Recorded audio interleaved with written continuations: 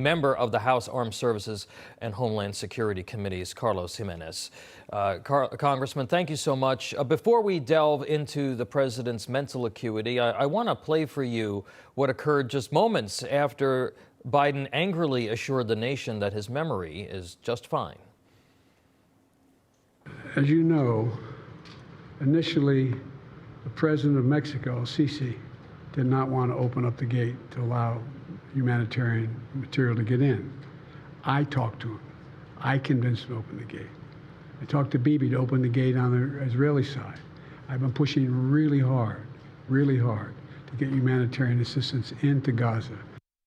So right there, mere moments after saying all is well, the president then confuses the president of Egypt, Abdel el-Sisi, with the president of Mexico, capping off a week of similar gaffes. At least Sisi is still alive and kicking, unlike some of the other people that the president has said that he has been conversing with. Congressman, how does the House GOP project some level of leadership and confidence at a time when our adversaries are seeing arguably weakness and confusion at the White House? Yeah, well, we have to pick up that mantle. I think Congress does have to pick up the mantle, but unfortunately, we have a president of the United States that is compromised mentally, but also, I believe, compromised ethically. So some of his actions that he took as vice president, we're investigating, how he has personally gained from his position as senator and vice president in the past. And now we have this demonstration of a president that really doesn't have it. He's not all there. And really what he did, he confused Mexico with Egypt.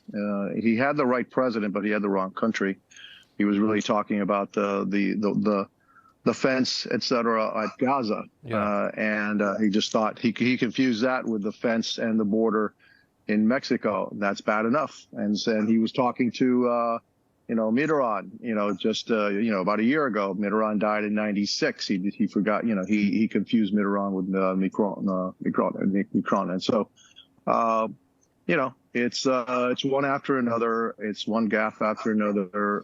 He's obviously, his mental state is actually deteriorating very rapidly. We do in the House and the Senate need to, kind of pick it up. But again, at the end, it's his handlers in the White House that are really, dictating the direction of this country. I'm not sure that he's in favor of it. I'm pretty sure that, he's okay with the direction, but it's his handlers that are really leading us down this path, along with this president. And so we need a new president in November to put us back on the right track and bring America back. Well, the special counsel formally declined against filing charges against Biden for what he called willful retention and dissemination of classified documents. He did lay out a damning description of the president's state of mind and mental state, describing the president as an elderly man with a poor memory, saying that he lacked a mental state of willfulness to stand trial, essentially. Congressman, if this were Donald Trump, the left and the press would be driving a 25th Amendment narrative. Do you see Democrats breaking with the president at all, given all this? Maybe not today, but as time goes on here in this campaign.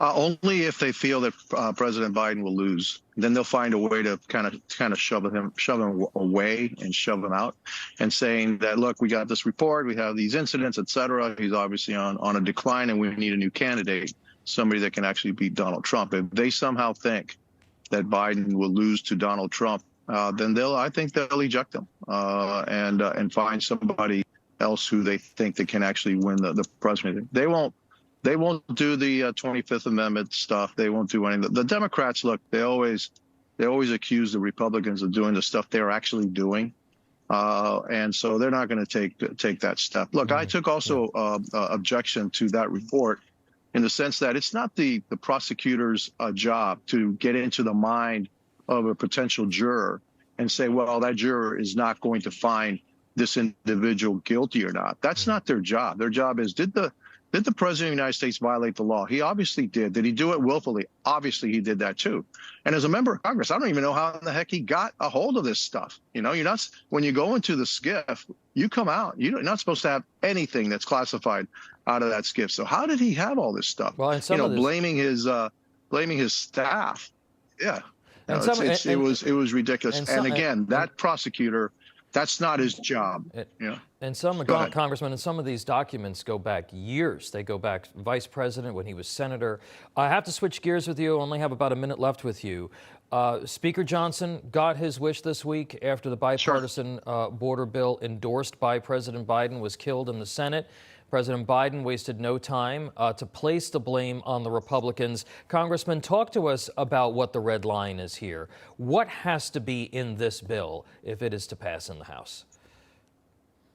Well, I think we've already passed H.R. 2, and so H.R. 2 needs to pass. But again, H.R. 2 is only going to be effective if we have a new president, because you have to have a willful president that's going to carry out what's in H.R. 2. Right now, we don't have that. And so, yeah, I would love to see H.R. 2, be passed and passed into law, but this president is not going to enforce that. And we're going to continue to see what we're seeing at the border. The president today can stop the chaos at the border. And I've been saying all along, the only way that we're going to control the border is get a new president. This president has no will. This secretary has no will to actually do something about what's going at the border. They caused it. They caused it on purpose, and they will continue to see this until it becomes something which is a political liability for them. And then all of a sudden they'll see the light and try to do something about the border. All right. I'm going to have to leave it there, but we appreciate you being with us today, Florida Congressman